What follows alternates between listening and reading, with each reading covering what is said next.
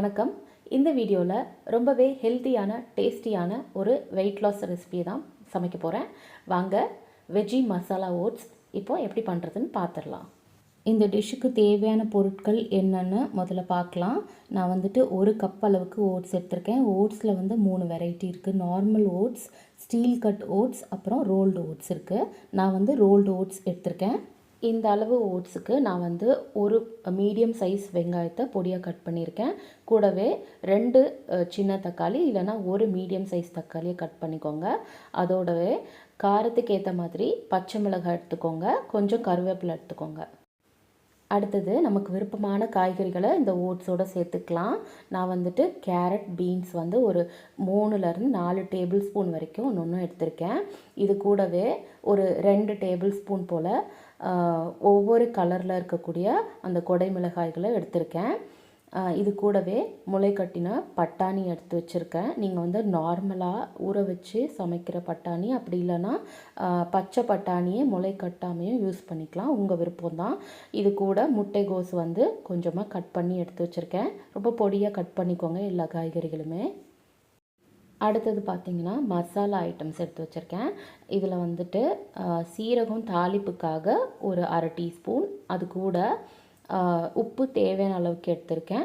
இது கூட பார்த்திங்கன்னா இஞ்சி பூண்டு பேஸ்ட், அந்த மசாலா சுவை தரத்துக்காக இஞ்சி பூண்டு பேஸ்ட் எடுத்திருக்கேன். ஒரு பாதி எலுமிச்சையோட ஜூஸ் எடுத்து வச்சுருக்கேன். இது வந்து ஆப்ஷனல் தான்.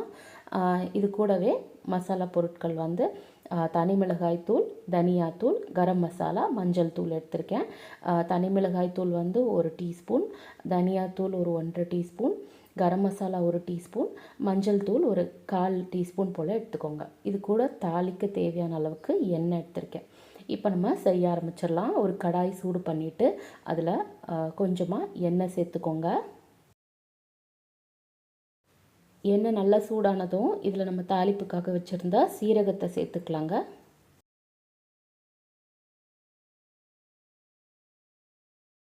சீரகம் நல்லா வறுப்பட்டு இந்த மாதிரி லேசாக கலர் மாறினதுமே இது கூட எடுத்து வச்சுருந்த பச்சை மிளகாய் அப்புறம் கருவேப்பிலையை சேர்த்துக்கோங்க. இது நல்லா பொரிய ஆரம்பிக்கும் போது இது கூட நம்ம எடுத்து வச்சுருந்த இஞ்சி பூண்டு பேஸ்ட்டையும் சேர்த்துக்கலாம். நல்லா இதோட மிக்ஸ் பண்ணி விட்டு அந்த இஞ்சி பூண்டு பேஸ்டோடைய பச்சை வாசனை போகிற அளவுக்கு ஸ்டவ்வை சிம்லேயே வச்சு நல்லா வறுத்து விட்டுக்கோங்க. இப்போ இதோட நம்ம கட் பண்ணி வச்சுருந்த வெங்காயத்தையும் சேர்த்துக்கலாம்.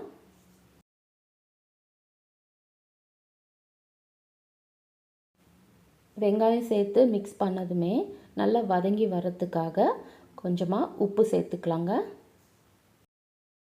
உப்பு சேர்த்ததும் தொடர்ந்து வெங்காயத்தை ஒரு லேசான பொன்னிறம் வர வரைக்கும் வதக்கி விட்டுட்டே இருக்கலாம். இப்போ பார்த்திங்கன்னா வெங்காயம் நல்லா வதங்கிருச்சு. இதோட நம்ம கட் பண்ணி வச்சுருந்த தக்காளியை சேர்த்துக்கலாம். தக்காளியை வந்து நல்லா வதக்கி விட்டுக்கோங்க.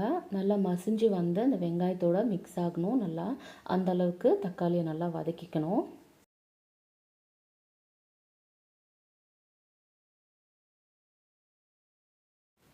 தக்காளி நல்லா மசிஞ்சு வந்திருக்கு பாருங்கள். இப்போ இதில் நம்ம எடுத்து வச்சுருந்த காய்கறிகளை ஒன்று ஒன்றா சேர்த்துக்கலாம். ஃபஸ்ட்டு பட்டாணி சேர்த்துக்கிறேன்,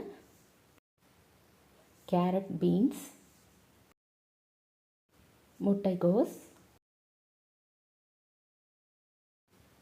அப்புறம் குடை மிளகாயெல்லாம் சேர்த்துக்கலாம். இதோட உங்களுக்கு விருப்பப்பட்டிங்கன்னா காலிஃப்ளவரை நல்லா பொடியாக கட் பண்ணிவிட்டு சுடு தண்ணியில் போட்டு எடுத்துகிட்டு அதையுமே நீங்கள் சேர்த்துக்கலாம். ப்ராக்கலி சேர்த்துக்கலாம். இந்த மாதிரி உங்களுக்கு விருப்பமான காய்கறிகளை இதோட சேர்த்துக்கலாங்க.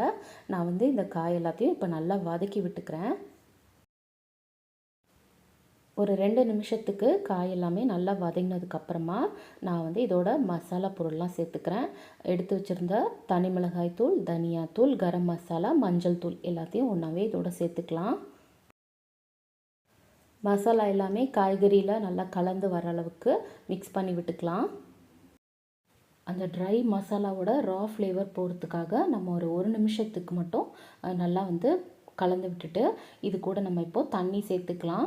தண்ணி வந்து பார்த்திங்கன்னா 1 கப் ஓட்ஸுக்கு அதே கப்பில் வந்து நான் 2.5 கப் அளவுக்கு தண்ணி சேர்த்துக்கிறேன். நார்மல் ஓட்ஸ் இல்லைனா இந்த மாதிரி ரோல்டு ஓட்ஸ் எடுக்கிறீங்க அப்படின்னா இந்த அளவுக்கு தண்ணி சேர்த்திங்கன்னா சரியாக இருக்கும். இதுவே ஸ்டீல் கட் ஓட்ஸ் எடுக்கிறீங்க அப்படின்னா அதுக்கு கொஞ்சம் தண்ணி எக்ஸ்ட்ராவாக தேவைப்படும். அதுக்கு நீங்கள் 3லேருந்து 3.5 கப் தண்ணி வரைக்கும் கூட யூஸ் பண்ணிக்கலாம்.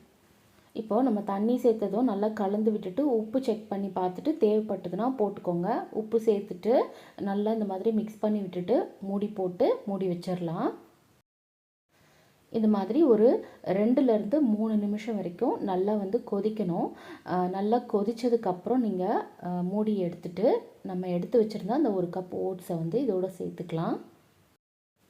தண்ணி நல்லா வேகமாக கொதிக்க ஆரம்பித்ததும் ஸ்டவ்வை சிம்மில் வச்சுட்டு அதுக்கப்புறம் ஓட்ஸ் சேர்த்துக்கோங்க. ஓட்ஸ் நல்லா கட்டி தட்டிடாமல் இருக்கிறதுக்கு கரண்டி போட்டு உடனே நல்லா மிக்ஸ் பண்ணி விட்டுக்கோங்க.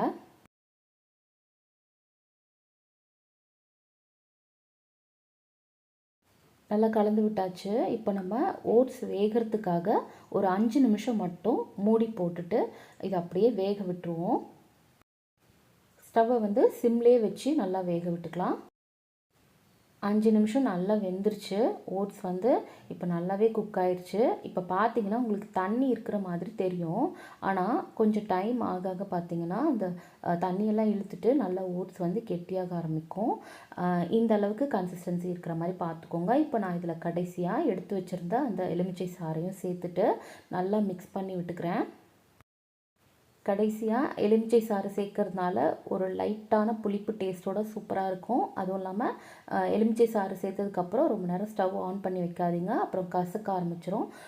அவ்வளோதாங்க, நம்மளுடைய வெஜ்ஜி மசாலா ஓட்ஸ் சூப்பராக ரெடி ஆயிடுச்சு. ஸ்டவ் ஆஃப் பண்ணிவிட்டு இதில் கட் பண்ணி வச்சுருந்த கொத்தமல்லி இலைகளை தூவிக்கலாம்.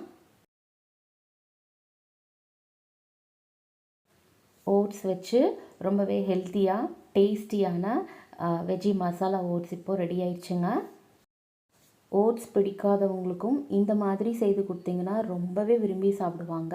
கண்டிப்பாக உங்கள் வீட்டில் இந்த மாதிரி ஓட்ஸ் வச்சு சூப்பரான டேஸ்டியான ஹெல்த்தியான ஒரு டிஷ்ஷை ட்ரை பண்ணி பாருங்கள்.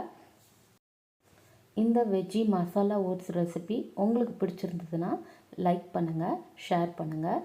நம்ம தமிழ் சமையல் சேனலை சப்ஸ்கிரைப் பண்ணி வச்சுட்டு அப்படியே பக்கத்தில் இருக்க பெல் ஐக்கானையும் கிளிக் பண்ணி வச்சுக்கோங்க. நன்றி.